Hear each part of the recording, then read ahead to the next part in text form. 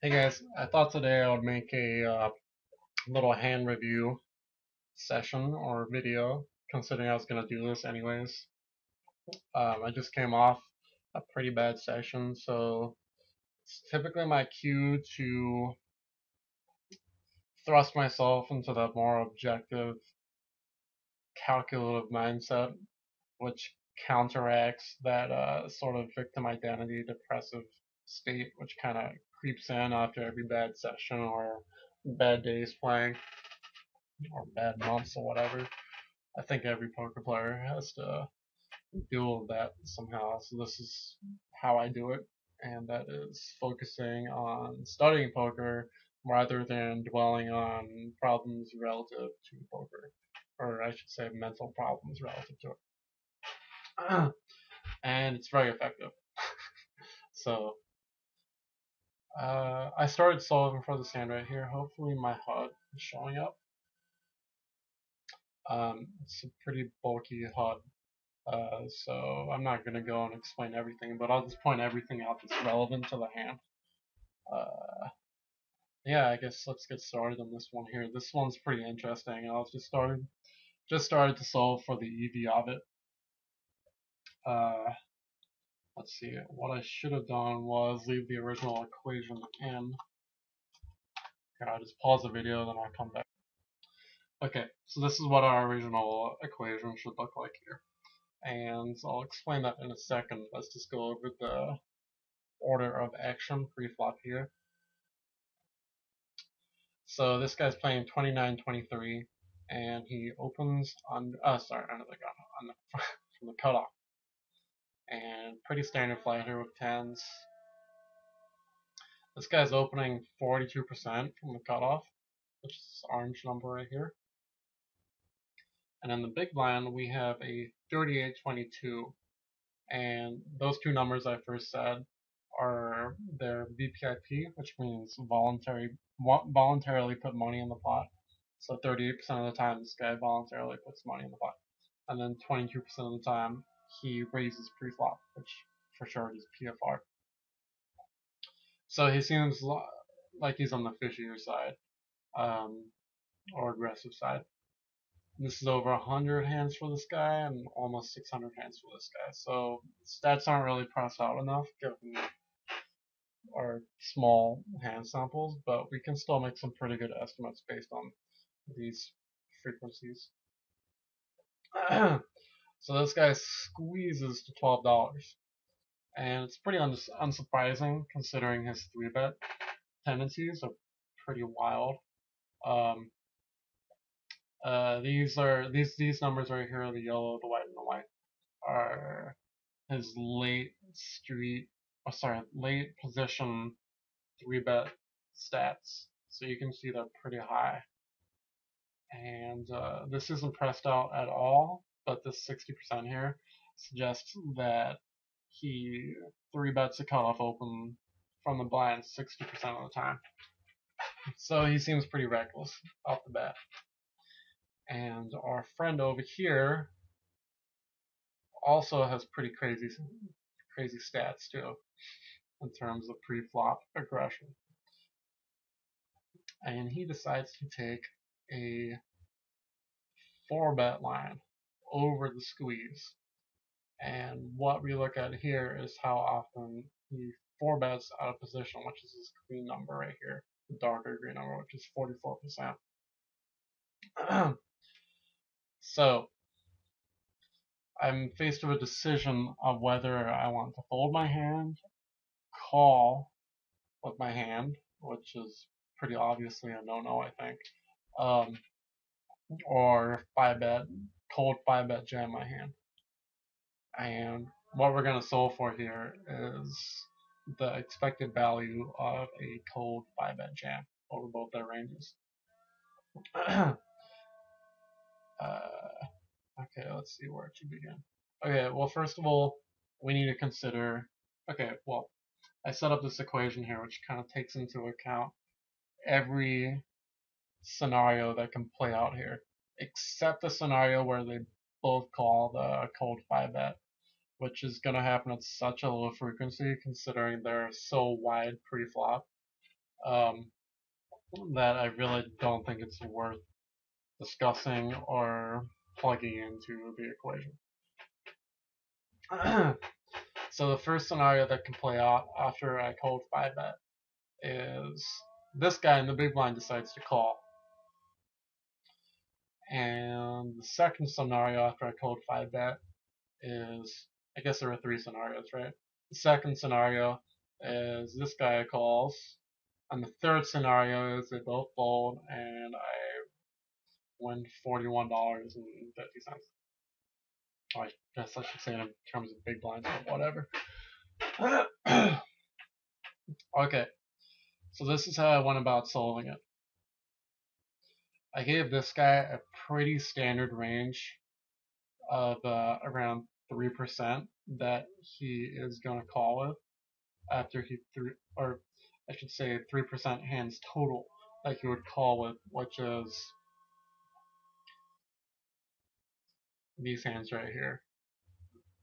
And that's actually pretty wide for most players, but this guy's fishy, so I think he's like slam dunk calling with ace king.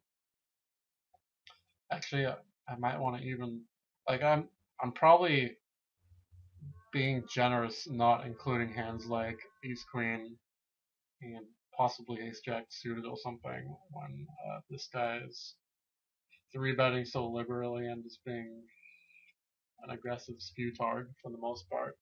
You might think he has, well, he just looks like he's here to gamble pretty much, is my logic. But I decided I'll just be generous and give him a pretty standard but still relatively wide calling range.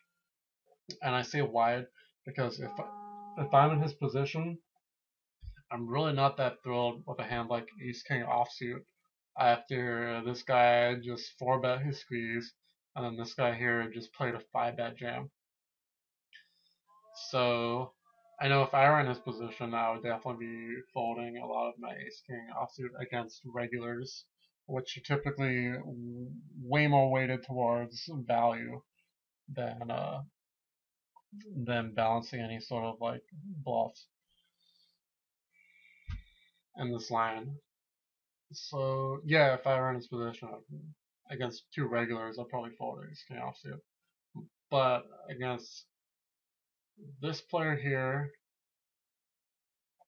yeah, I'd probably make the call ace king offsuit. Anyway, I'll just cut to the chase, and that's the range I'm giving him right there, 2.6%.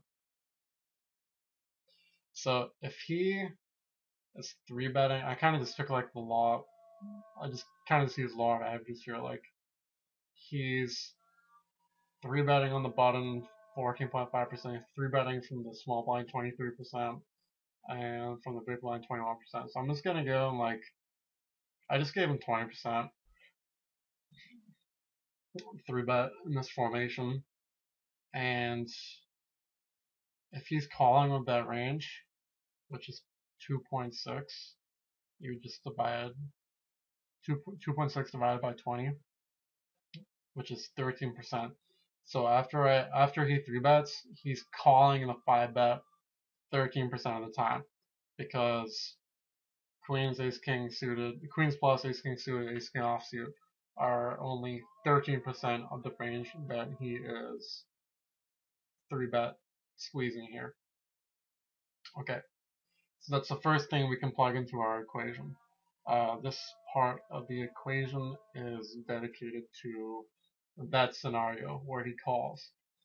This part of the equation is dedicated to the part where to the scenario that this guy calls, and this part is for both them folding and then it's taking the pot here. I actually messed that up.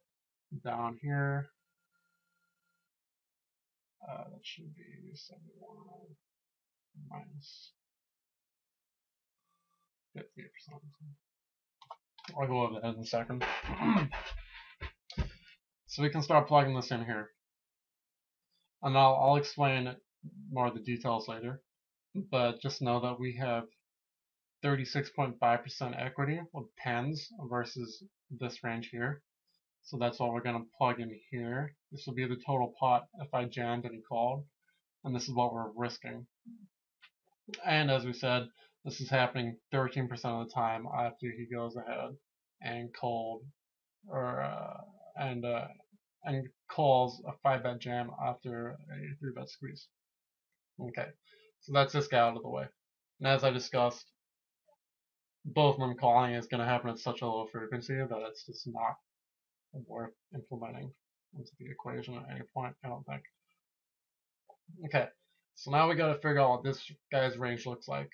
And I already figured out what his 5-bet calling or 4-bet calling range looks like. But let's go back and look at what his pre-flop. Oh, crap. Clear. Okay. So if he's opening 42% of the time, and he's 4-betting out of position 44% of the time, that's just simple multiplication. And we can see his range is 18.5%. And this is what it looks like. So off the bat, you can see how a hand like tens is probably pretty. I mean, it's definitely profitable versus his range, but we're not solving for him calling this range. We're solving for our equity versus a potential 4-bet call 5-bet range. So the fun part is trying to devise this 18.5% into what looks like a well estimated 4-bet, 5-bet. It's getting a little confusing saying all these different 4-bet, 5-bet things. 4-bet call 5-bet range. So after he 4-bets, I'm just gonna go ahead and clear this here. This seems like a pretty good estimation of what he's gonna 4-bet with intentions of calling off a 5-bet. He could very easily be 4-betting even wider for value versus crazy player in the big line here. And his rationale behind it, maybe he thinks I'm such a small threat to the pot after I just cold call pre-flop. So he may even be 4-betting wider than this, but versus my cold 5-bet, I think this looks like a pretty good range. And I didn't do it here. I'll do it anyway, one sec. Let's clear this. Okay, we have around 45% equity versus this range here. So if he's 4-betting a range of 18.5% and he's calling off, this is 5.4%. It's the same thing we did before, where 4.5 divided by 18.5, 29% of the time. So 29% of the time, after he 4-bets here, he's gonna call my cold 5-bet. And now we can begin plugging these numbers into his allotted part of the equation, which I already did down here, where 29% is how often he's calling, and 45% equity is how much we're going to, how our equity and the pot after he calls, and then this is the total pot size when he folds and he calls. Okay, so now we're left solving for X here, which is how often both those players fold. And that's pretty simple. It's just if this guy's calling 13% of the time and this guy's calling 29% of the time, then it's simply 100 minus 13, whoops, minus 29, 58. So 58% of the time we expect to take the dead pot here, which is $41.50. And then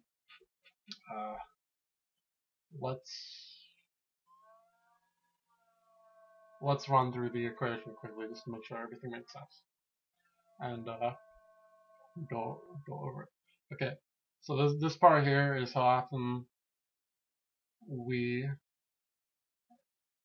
win the dead pot right now. and X is when both players fold.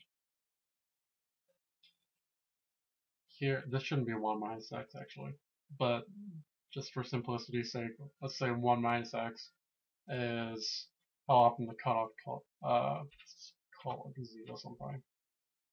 Z is how often the cutoff calls, and the percentage is our equity in the pot. This number is how big the pot would be, and whoops, that's 101. 101 is how much we would be risking with the 5 bet. And the same goes for this part here, where this is the scenario where big blind calls our percent versus his range, which is 36.5%, and how often he's calling.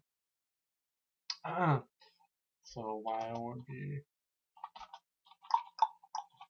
big blind calls 5 bet, Z would be cutoff calls 5 bet, and X is when both players hold. Okay. And now we do some fun math stuff. So 41.5 times. I'll just pause the video while I do this. Okay, so what we found is we should, after deciding to 5 bet here, make on average around 21 big blinds in EV. So this is a very profitable spot for us. And I think we solved it close to perfectly, except for the fact that we didn't factor in the possibility that they both call, which I think is going to be so rare. I mean, I could probably figure that out, actually. Hold on, I'm going to pause one more time. So I just figured out what our overall EV would be after we factor in both players calling my cold 5 bet. So if we know that this guy is always going to call 13% of the time, we just solve for that based off his range of pretty standard range of queens plus, ace king offsuit, ace king suited, which is a little wider but pretty standard like we talked about. We would then factor in how often this guy would call behind, and I pretty much tweaked his original range of nines plus, ace jack suited plus, ace queen offsuit plus, to a narrower range of jacks plus, ace king offsuit, ace king suited, and that is a range of 3%, I believe. Oops, wrong one. It should be 3%. Yeah, exactly. So, considering this guy is 4-betting in a range of 18.5%, and he would be calling the 5-bet with 3%, it's the same sort of formula or same sort of approach we did before, where it's 3% divided by 18.5, so 16% of the time he would call the called 5-bet instead of 30 or 29% of the time, which is what we saw for before. We gave him a slimmer range because this guy calls the 5-bet in front of him. So you just multiply the two together, which is 13% of the time times 16% of the time, and you find that 2% of the time both of them will call behind. And then all it is from there is you plug in the original EV that we found, which was 21 big blinds, and then you subtract this little piece of algebra right here, which is 305 or 306 big blinds, which is what the pot would be total, our equity against both ranges, which is 22% right here, how much we're risking, which is 101 big blinds, and then the frequency that this is happening, which is 2%. And then we find that factoring that in, that's an additional negative 68 cents or negative 68 cents or negative 0.68 big blinds. So just take that off. What did I say it was?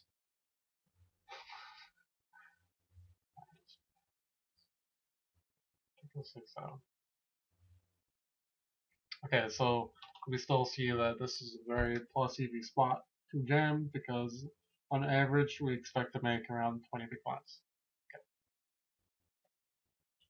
Okay. I guess really quickly we'll look at two of my other big pots. I'm not going to solve this one, but maybe based off the original problem we just looked at, we can have a better feel for, I guess, the profit margins of 5-bet shoving.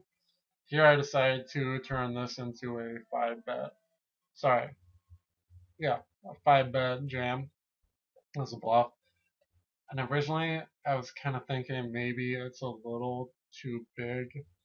I mean, that was my second reaction. My first reaction was, this guy doesn't really look like he's capable of folding to a smaller 5-bet. So if I wanted to do a min sort of 5-bet to $32, $34 versus this guy, he's probably going to call with his whole range, including most of the bluffs he's using in this formation, just because he's going to think he's priced in, even though we know that we have such a huge advantage being in position. And we'll use an effective range to exploit that.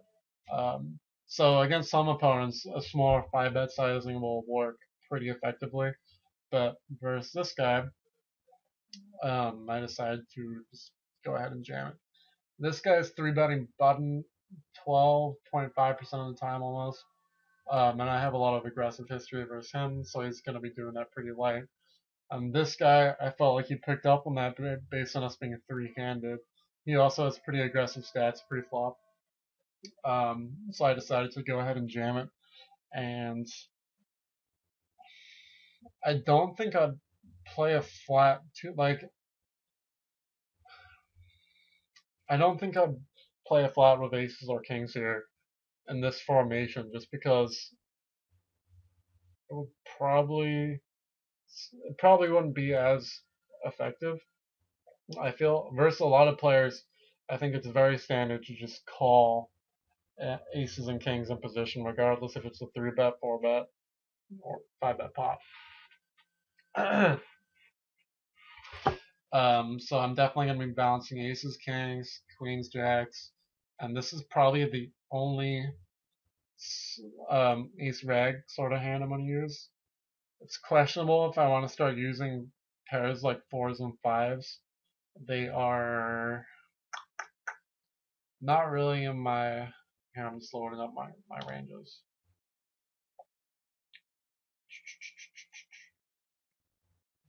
Well, it turns out I don't really have well-defined 5-bet ranges, but hands like ace-5 suited and smaller pairs like 4s and 5s are probably your best bets as 5-bet as means to balance a 5-bet range. So I don't mind this at all, and I expect it to be at least break even. So that means probably profitable overall. So yeah, that's that hand. I'll actually probably solve for that later using the same sort of format we did here.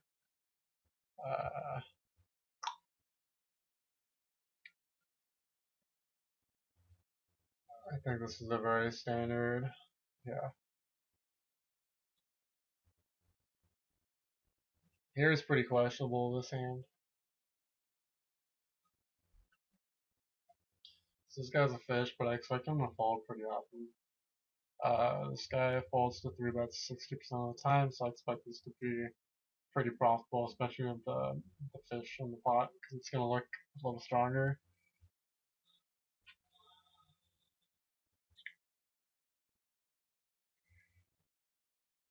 So he doesn't fold too often. I only have 800 hands on him, but he folds to return c-bet 30% of the time, which is good for us if we're considering 3-barreling. Also note that I'm pretty well balanced here because I have pocket fours in my range, and aces, ace king. Um, so I liked I like lining it up for the three streets here. Um, just because he doesn't fold that often on the turn, he's gonna have a ton of like middling pairs in his range still. Hopefully not a seven, but he'll still have like if he has all his combos, he'll still have uh eights, nines, tens. I think he I think he should four bet jacks, but he might call them. Let's just give him like half his jacks. So that's 21 combos right there. That will probably fall out in the river. We want to discount him for having ace king because a lot of people like to four bet ace king in this formation. Um, yeah, unlucky for us, this guy followed the old aces. I don't mind this one at all either. Alright, well that's it for now. It's 26-minute video. So hopefully you learned something and I had fun organizing my thoughts.